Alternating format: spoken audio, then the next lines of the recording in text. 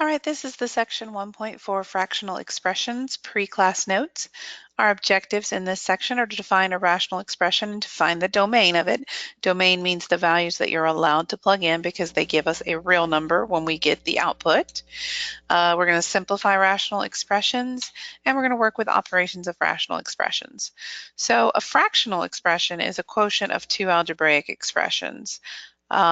And as a special case, what we consider our rational expressions that we work with are the ones where we are dealing with two polynomials. So a polynomial on top and a polynomial on bottom. So I consider both of these rational expressions. This could be considered fractional as kind of the generic name, because we might have a radical or something else in it, but what we're focusing on is two polynomials. So since division by zero is not allowed, the domain of P over Q consists of all the real numbers except those that make the denominator equal to zero. So we really don't want our denominator to equal zero because that is an undefined value. So for example, if this was our polynomial over polynomial, so this is a rational expression, to figure out what makes the denominator equal zero, we typically try to factor it if it's one variable, or sometimes even two, but especially if it's one variable, you can tell that -3 and +3 would make those two different factors equal zero, so that we have to say that it's all real numbers except plus or minus 3. Here, this is a little trickier because we just don't want the denominator to equal zero, but they're both variables. So if you think about isolating the y, we just don't want y to ever equal x to the third power. So again, we won't be dealing with any like that. Our domains are always going to be things that we can solve a number for. This is a property that we'll need to know, is that if you have something that is on top and something on bottom, and they have a common factor, so here the common factor is d, you can pull that out of each of those and then it reduces to 1 because anything over itself is 1. So this is really how we reduce fractions in our head anyways, but this is just showing it to you as a property. So we sometimes describe this simplification process by saying that a common non-zero factor in the numerator and denominator of a quotient may be canceled. A rational expression is considered to be simplified or reduced to lowest terms. That's really important. Reduced to lowest terms is the same thing as saying simplified. If the numerator and denominator have no common polynomial factors of positive degree and no common integral factors greater than 1. Okay, so we're ready to jump right into our examples. This first one is something that's not really based in this class, but I wanted us to make sure we understood how to add and subtract just general fractions together before we throw variables in. So when you're adding or subtracting two fractions together, you have to get a common denominator. So we need a common denominator to add or subtract fractions.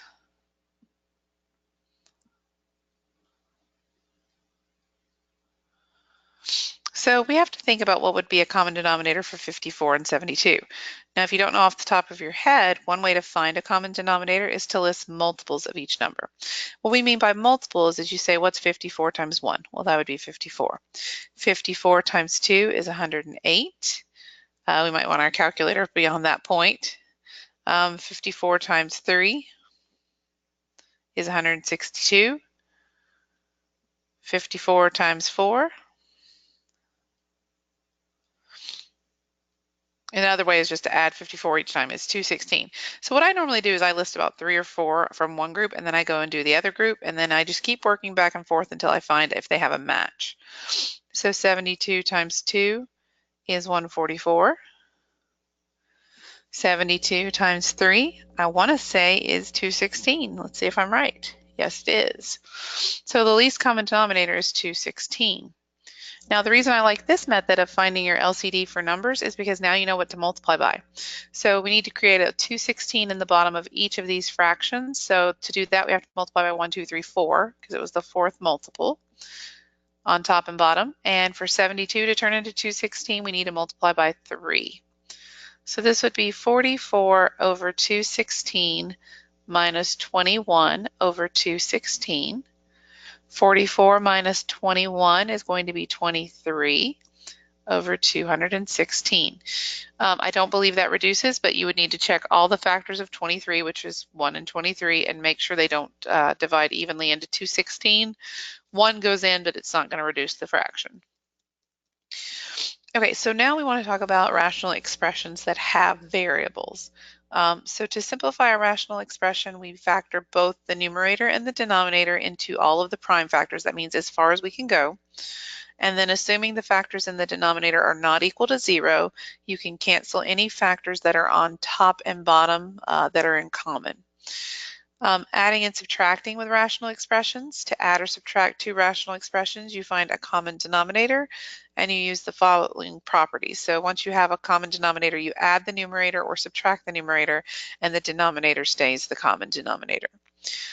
If the denominators of the expression are not the same, we need to obtain a common denominator by multiplying the numerator and denominators of each fraction by a suitable expression, just like we did in the last example.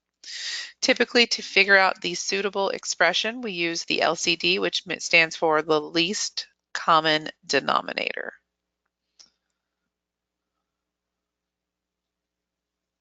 Of the two quotients. To find the LCD, you usually factor all of the denominators completely into primes, which means as far as they can go, and then we form the product of the different prime factors using the largest exponent that appears with each prime factor. I'll show you what we mean by that on an example in class. I'm going to do pretty much just a basic example in a minute for the adding and subtracting, and then we're going to do a secondary one when we have our class session. So let's just look at this very first example. This is not multiplying, dividing, adding, or subtracting. It's just simplifying an expression. Typically, you want your polynomials to be in descending order when you try to do this. So that means highest power down. So we actually need to reverse this. This is negative r squared plus r plus 12. We're just putting it in the order of descending order. The bottom is already in descending order. Now, to simplify your expression, you need to factor everything to see if there's any common factors. We don't usually like to have a trinomial, which is what we have on top, with a negative in front. So I'm actually going to pull a -1 out first. That will change all of my signs, which is crucial to how this factors. On the bottom, we can pull out an r squared. That's what they have in common. On the top, you have a trinomial in here with a 1 in front of the r squared. So you just need factors of 12 that, since this is negative, they're going to be different signs that add or subtract. Since we're negative, we're going to be subtracting to the 1. This is a -1 here. So here's this rule, and we'll go over some more factoring in class as well. But if you have a negative in front of your C term, this is your last term of your trinomial, you are going to have multiplication of a positive and a negative number together. And then they have to add to the middle number, which if you're opposite signs, you're really subtracting to the middle number. So factors of -12 are 1 and 12, 2 and 6, 3 and 4. If we make it a +3 and a -4, that gives me my -1 for the middle. So this is -1 times r plus 3, r minus 4, all over r squared times r plus 3.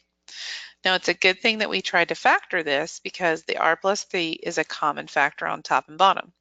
So this is, you can pull the negative out to the front of the fraction. This is -r minus 4 over r squared. Now let's talk about that negative out to the front. Another way you could have done that is you could have left it as a parentheses on the top. That would have been okay. You could have distributed it across the entire top. We don't typically put negatives in the denominator, so usually you keep it either out front, and that doesn't change these signs because it's out front of the whole fraction, or you put it on top, and that can either stay out front of that or it can be distributed. So either one of those cases would be acceptable as well. Okay, let's look at B. Now B is a little trickier. This is to see if you actually first of all, we have to talk about what is division, and then we have to talk about how some of this factors. So when dividing two factors, we really multiply by the reciprocal. So the first thing we're going to do is we're going to flip this. So this is a cubed minus 8 over a squared minus 4 times, and you flip the second fraction, a cubed plus 8 over a. Now, the a squared minus 4, most students will remember that that's a plus 2 and a minus 2. Because that's a difference of two perfect squares. Where some people will fumble around and forget is the how do you factor if it's a perfect cube. So I did bring those formulas here. So here's the formulas for perfect squares. And again, we're going to do more factoring in class. So a squared minus b squared is a plus b and a minus b. A cubed plus b cubed is a binomial times a trinomial. The binomial is the cubed root of both of these. So cubed root of a cubed is a, cubed root of b cubed is b. The sign in the binomial is the exact sign that you had in the original problem. The trinomial is actually made up of making the a and the b multiply together in a pattern. This is the first root times itself. This is the first root times the second root, and this is the second root times itself. So really it's just multiplying whatever the cubed root of each of these is times itself, times each other, times itself. And then the rule for the signs is that whatever the original sign is, the first sign in the trinomial in between these two is always opposite, and the last sign in the trinomial is always positive. So we remember that by SOAP. So same as the original is the first sign, opposite to the original, that means this guy right here, and then always positive. So if you're subtracting two perfect cubes, then you get a minus first and then plus plus. By the way, you cannot factor this using real numbers. This is prime because there's no way you can multiply two things together where the middles will cancel and the sign at the end will be positive. So that is prime. This would factor using imaginary numbers only, which we're not quite ready for that, and it's going to be a while before we are. So this last example here, oh sorry, we need to go back and do the one with the division. Got ahead of myself. So let's factor these tops up here. So this is perfect cubes using our pattern. Cubed root of that would be a. Cubed root of 8 is 2. So this would be a minus 2 because it keeps that sign. A times a is a squared. A times 2 is 2a. 2 times 2 is 4. So I say I just did that pattern we talked about. And then SOAP, same as the original, opposite to the original, always positive. This guy factors exactly the same, except the signs are going to be a little different. It's a and then a plus 2, and then it would be a times a is a squared, a times 2 is 2a, 2 times 2 is 4. And then this one is same as the original, opposite to the original, always positive. So when we go ahead and get all of this here, we notice that there's an a minus 2 on both top and bottom, and this is times, so it can be either top with either bottom. And then we also get this a plus 2 cross cancels with this a plus 2.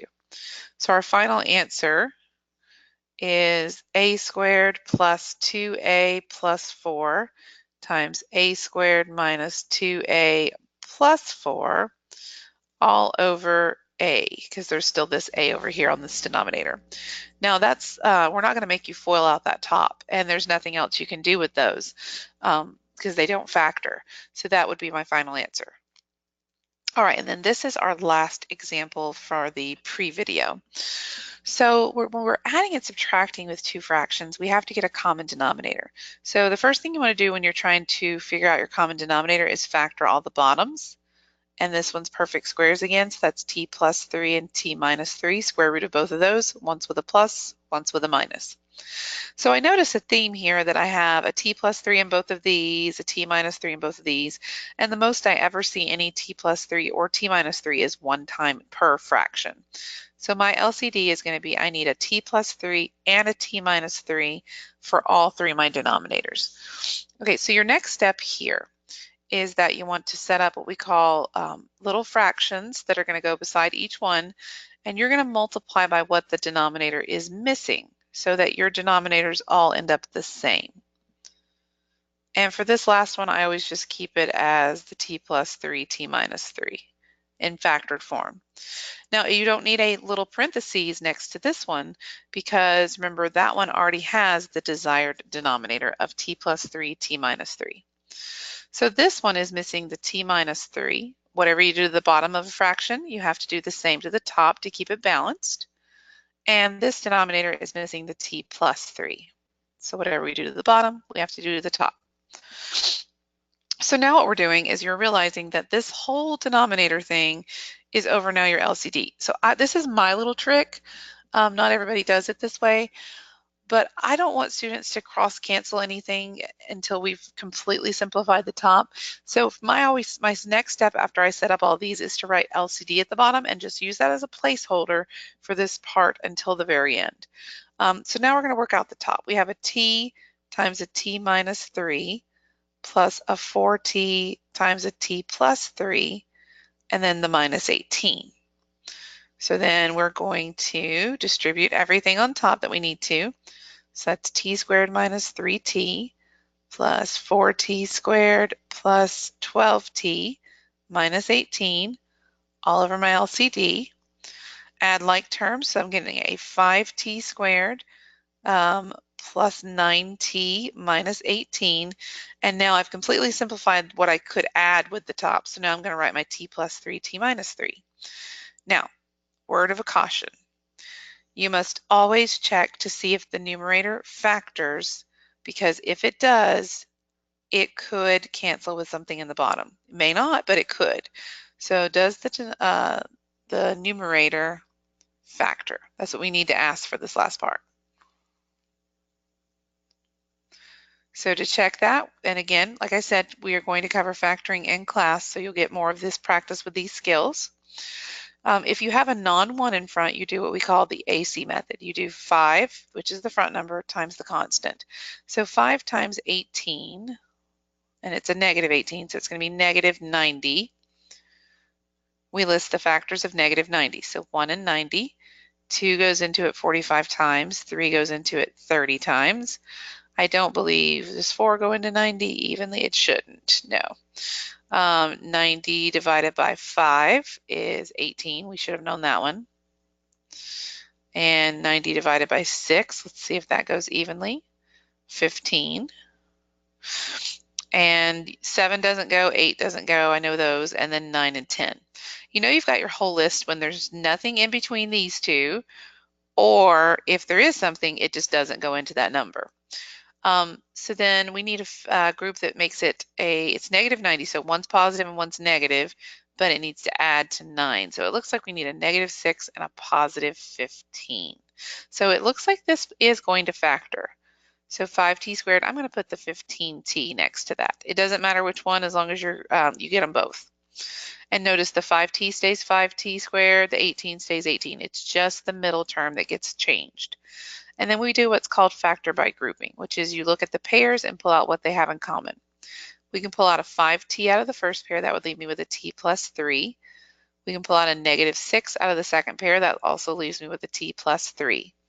So this is t plus 3 and 5t minus 6. And boy, am I glad that I checked, because I would have missed points on a test if I did not realize that this is a reducible fraction.